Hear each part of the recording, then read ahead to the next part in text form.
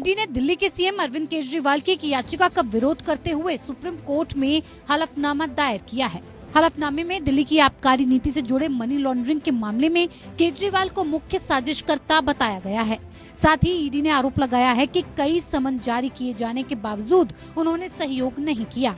ED ने गिरफ्तारी को चुनौती देने वाली केजरीवाल की याचिका का विरोध करते हुए कहा कि केजरीवाल ने दिल्ली सरकार के मंत्रियों, आप नेताओं और अन्य लोगों की मिलीभगत से धन शोधन के अपराध को अंजाम देने में प्रमुख भूमिका निभाई है।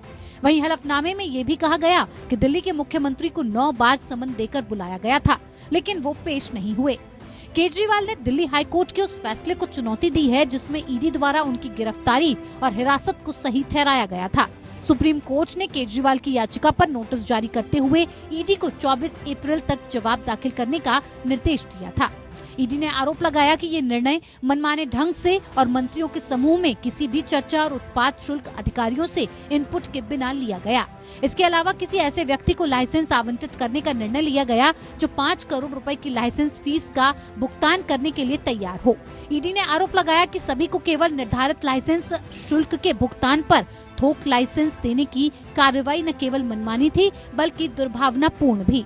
अपराध की आय 100 करोड़ रुपए की रिश्वत राशि तक ही सीमित नहीं है। इसमें रिश्वत देने वाले द्वारा अर्जित 12% का लाभ भी शामिल है। 100 करोड़ रुपए रिश्वत की राशि है। याचिकाकर्ता ने नीति बनाई जिससे दी गई रिश्वत की वसूली की सुविधा हुई। थोक लाभ की आड़ में रिश्वत देने वाले द्वारा 192 करोड़ रुपए वसूल किए गए।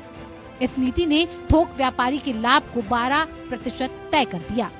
साथ ही कहा था कि मामले की सुनवाई 29 अप्रैल से शुरू हो रहे सप्ताह में होगी। हलफनामे में कहा गया है कि सामग्री के आधार पर अपराध करने के लिए किसी व्यक्ति की गिरफ्तारी, चाहे वो कितना ही बड़ा क्यों न हो, कभी भी स्वतंत्र और निष्पक्ष चुनाव की अवधारणा का उल्लंघन नहीं कर सकता। गिरफ्तारी के मामले में एक राजनेता के साथ एक सामान्य अपराधी से अलग व्यवहार करना मनमाना होगा और गिरफ्तारी की शक्ति का उल्लंघन होगा। हलफनामे में कहा गया कि आईओ के पास मौजूद सामग्री से ये पुष्टि हुई है कि वो मनी लॉन्ड्रिंग मामले में दोषी है। ईडी का कहना है कि केजरीवाल को सही तरीके से गिरफ्तार किया गया है, न कि किसी दुर्भावनापूर्ण या बाहरी कारणों से। ईडी ने कहा कि इस बात से साफ इनकार किया जाता है कि गिरफ्तारी दुर्भावनापूर्ण थी। Bureau report, APN।